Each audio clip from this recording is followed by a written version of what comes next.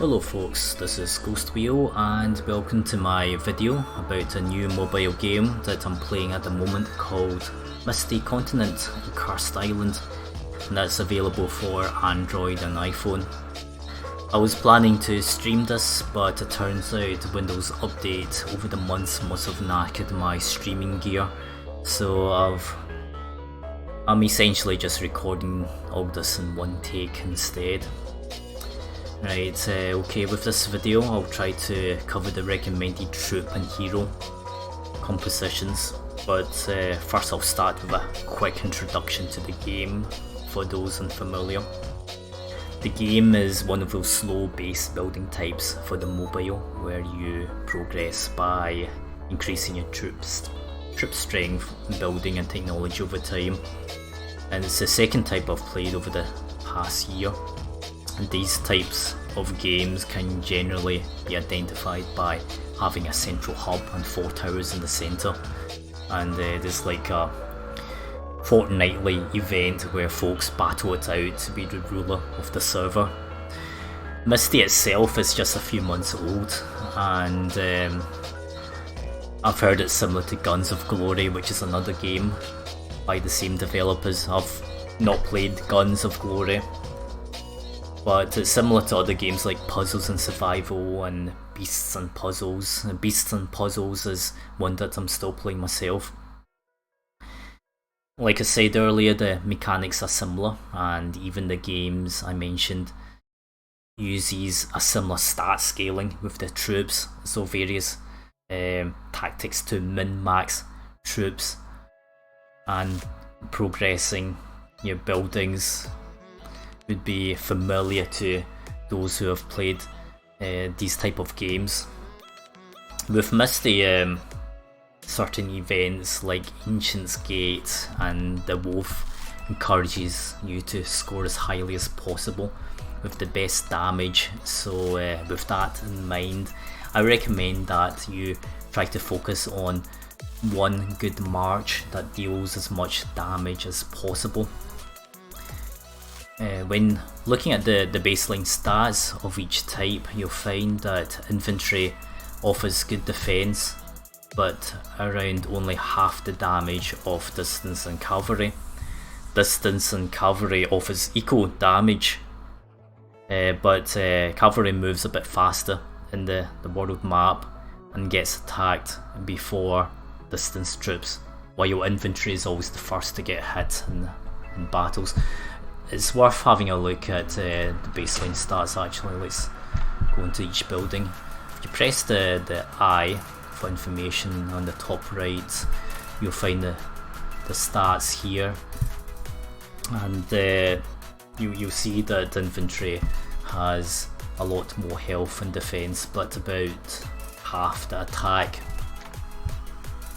So it's worth comparing these numbers, because that gives you a general idea of how to make your marches, what does the most attack and what defends you, that sort of idea, and then just going for each type.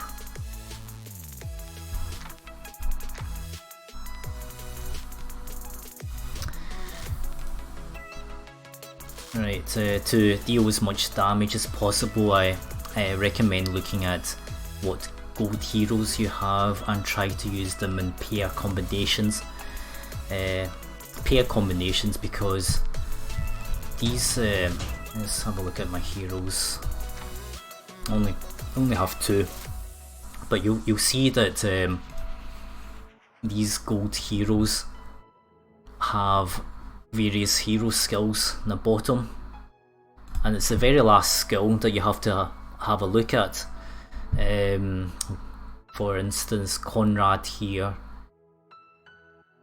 increases troop damage by 10%, but if you have the incentive effect, this damage increase will increase to 20%. So if we go back, have a look at the gold heroes, you'll find that they pair up under the same category. There's not that many gold heroes, so it's not hard to figure this out.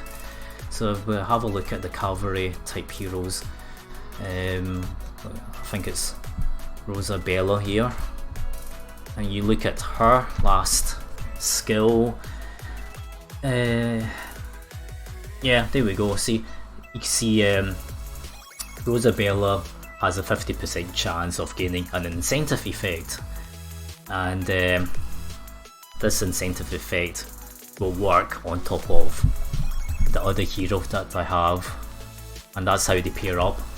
That's how they pair up. And good heroes. You know, I would like to use. See, in my main, I have only Felicia.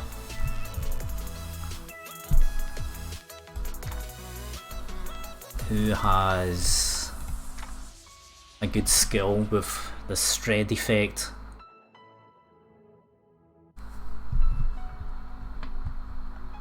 %25% additional damage, but I'm missing the hero that she pairs up with in my main. See, Felicia will pair up with Tamia, and you can see it mentions the Shred effect, which will increase Tamia's counter attack from 10% to 20%. Now that adds quite a lot. You know, these additional skills, last skills that you find in the gold heroes are like force multipliers, so you really want them to be playing together. To get that last skill, you need to increase this first skill up to 10. Once that's up to 10, you can unlock this last skill with 3 gold heroes, unused heroes. You have to save them up. I'll see if I can actually do this with this hero as an example. You know, this hero is currently at level 1, and you know, it uses this target practice material, and you need to save up these target practice material by dismantling heroes, duplicate heroes. You have to be careful here. You have to discharge them. Don't want to discharge all heroes. See, these gold, I need to save these gold heroes. I'll discharge all the blue heroes, blue and green heroes. Actually, I can multi-select. That should give me hopefully enough materials, target training points. That's what they're called. Keep calling them target practice. But that's what it looks like. Right, 16,400. Let's go back to heroes and upgrade.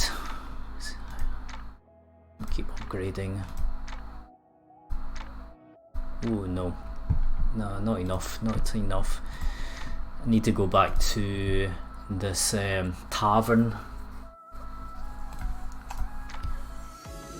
Tons I can recruit, but for this demonstration I'll run a serial recruitment.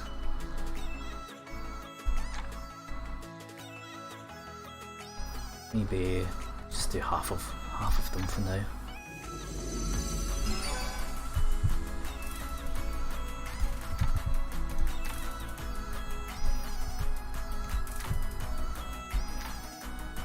Discharge.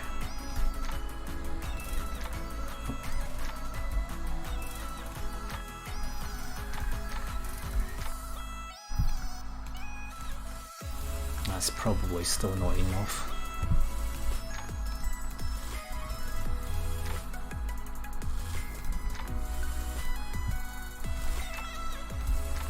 Oh, no. Almost. Almost. Okay.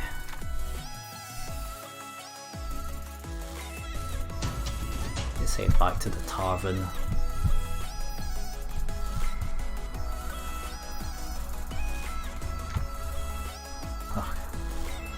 Let's get this sorted.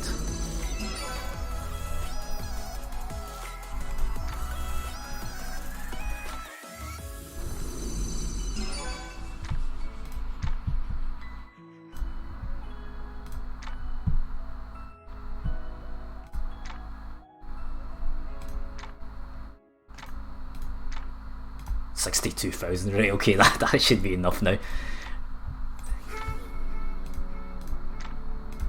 Right. Absolutely tons of materials needed there. To take one hero from level 1 up to 10. And now you can see the last skill here has been it's unlocked, allowing me to upgrade it, but I need 3 gold heroes. These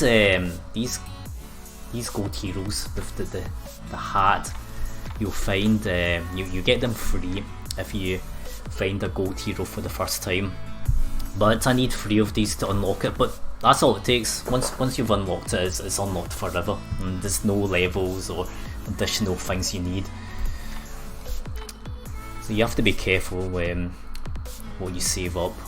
So you need to save up for what you want, basically, because you'll be stuck with these heroes for quite a while until you save up enough materials.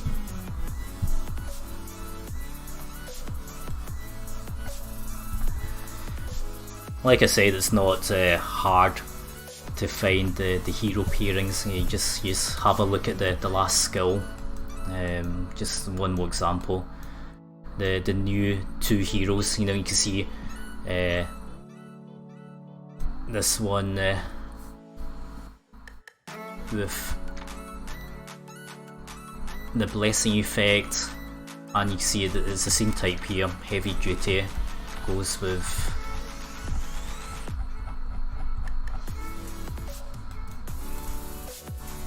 this one here, blessing effect, which will increase the healing rate.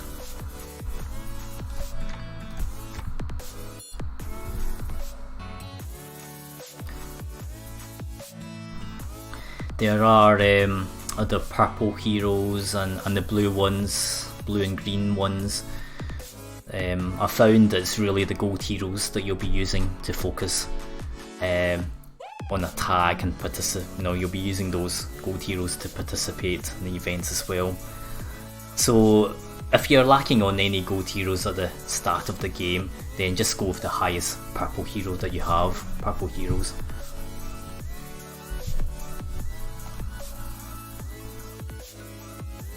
And I reckon you'll start finding enough gold heroes,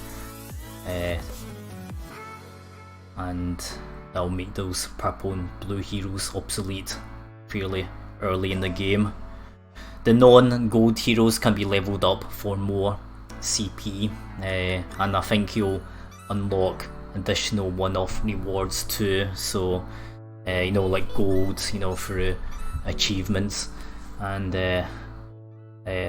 one thing I do advise on is saving up additional copies of purple heroes, because with purple heroes you need these purple heroes to unlock these middle skills, which increases increases attack and more damage and more health, and these require purple heroes. I'll just do this as an example. Unlock this one, and there we go. You can unlock the next one, but it takes some more. It takes 6 this time. I think I'll just stop here for now.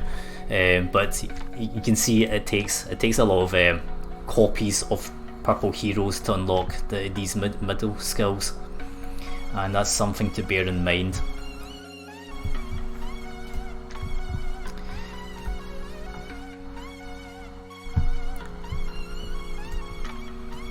You want to have a look at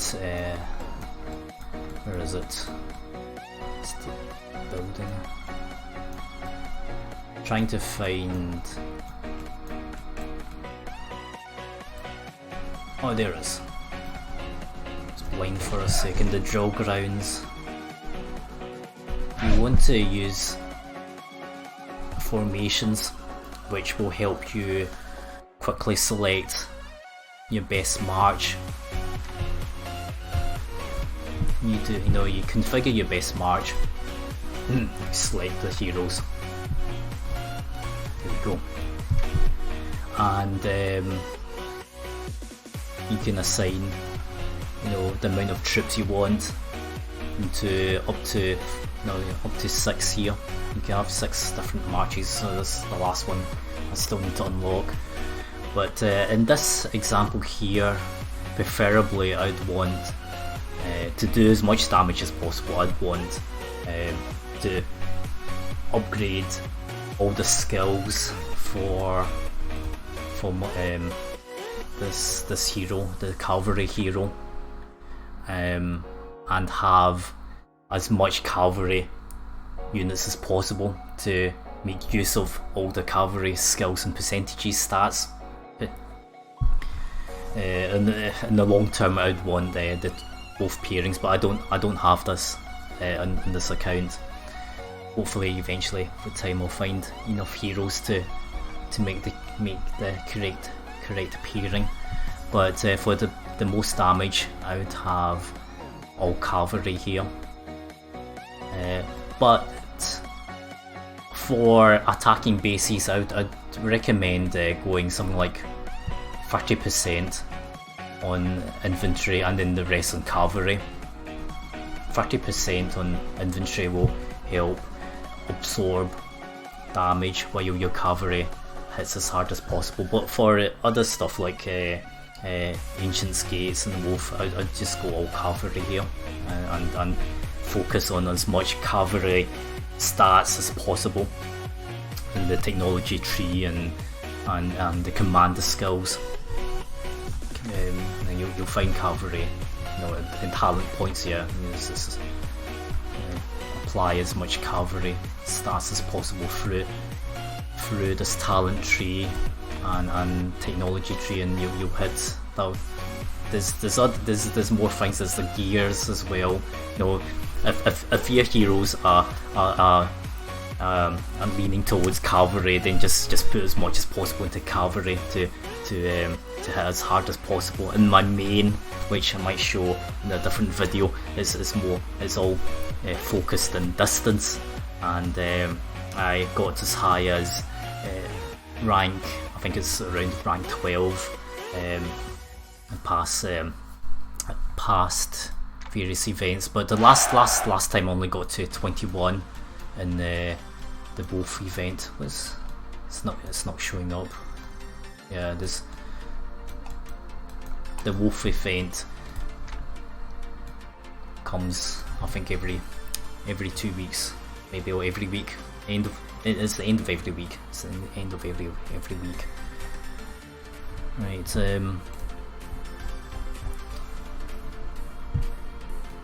Okay, I think I'll just wrap this video up, and feel free to get me in game if you can find me. I'm in an alliance called Ant, and quick shout out to Jenny and her admin team, who help us a lot in getting very far in the game. Okay, thanks for watching this video, and I'll catch you next time.